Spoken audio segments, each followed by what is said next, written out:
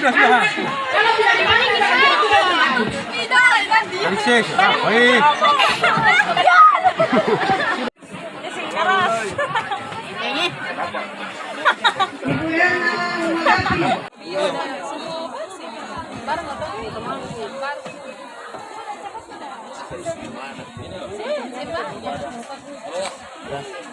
Memang kita dari Satgas itu mewajibkan seluruh penyerahan bantuan masyarakat penerima manfaat itu untuk harus memenuhi syarat vaksinasi tahap 1 dulu.